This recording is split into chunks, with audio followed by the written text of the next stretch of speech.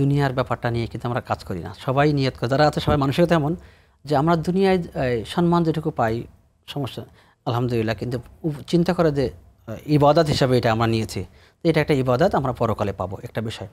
দুনিয়ার বিষয় হলো ভালো লাগে যে প্রত্যেকটা কাজ আমাদের যখন সবাই সম্মিলিতভাবে করা হয় না, তখন আসলে খুব ভালো লাগে।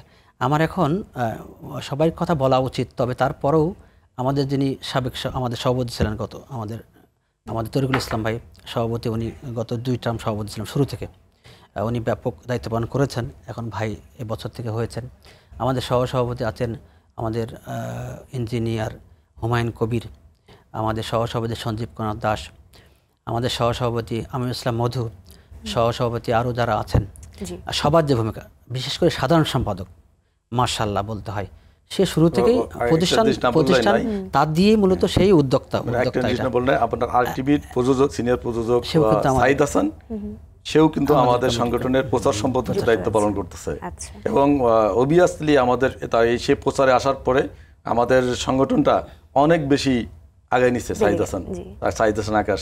তা আমাদের যিনি সাধারণ সম্পাদক রাশেদুল ইসলাম, তার কথা বলতেই হয়, সে আসলে পাগল, সামাজিক কাজে সে পাগল, অস্বীকার সুযোগ নেই।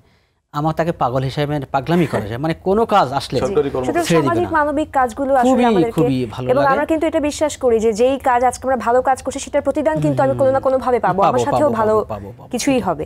একদমই। আমরা অনুষ্ঠানের অনেকটুকুই শেষ পর্যায়ে আসছি আস্তে আস্তে। আমরা যদি একটু জানতে চাই যে ভবিষ্যতে স্বেচ্ছাসেবী কার্যক্রম সম্প্রসারণ ও শক্তিশালী করার ক্ষেত্রে আপনাদের পরিকল্পনা যদি একটু শেয়ার করতেন। প্রতি বছর কিন্তু আমরা ইফতার মাহফিল করি, সেখানে প্রায় 600 থেকে 800 লোকের অ্যারেঞ্জমেন্ট করি আমরা, এবং সেখানে আমরা প্রত্যেকের কাছে অন্তত পৌঁছাতে পারি এই বার্তাটা যে আসেন আপনারা আমাদের কাছে আসেন, আমরা আসি।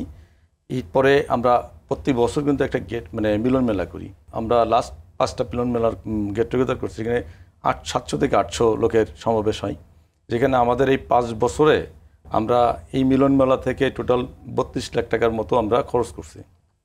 সব কিন্তু আমাদের এই তাদের দেওয়া টাকা, জনগণের দেওয়া টাকা, আমাদের যারা পার্টিসিপার তাদের টাকা দিয়ে।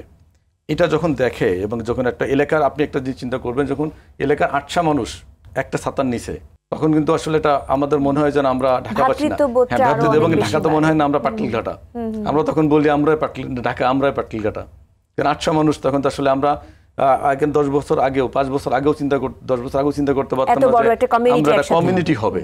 তো এই কমিউনিটি থেকে যেটা বলবো, আমি আমাদের সংগঠন থেকে বলবো, আমাদের আহ্বান থাকবে যে যুবকদের জন্য বা আমাদের এলাকার এবং সারা দেশের যে যুবকদের জন্য বা আসেন, স্বেচ্ছাসেবী হন, আনন্দের কাজ করেন, এবং এটা চ্যালেঞ্জিং জব, এটা হলো থ্যাঙ্কলেস জব, একদমই টোটালি থ্যাঙ্কলেস জব, কিন্তু নিজের কাছে এবং আল্লাহ এবং আখিরাতের জন্য এর থেকে বড় পাওয়ার কিছু নাই। মানব সেবার উপরে আসলে কোনো ধর্ম নাই। একদমই তাই। আমি মুসলিম, আমি খ্রিস্টান, আমি হিন্দু, আমি বৌদ্ধ, যাই হতে পারি, কিন্তু মানব সেবা কিন্তু সব সেবার উপরে। সবথেকে বড় পরিচয় আমি মানুষ।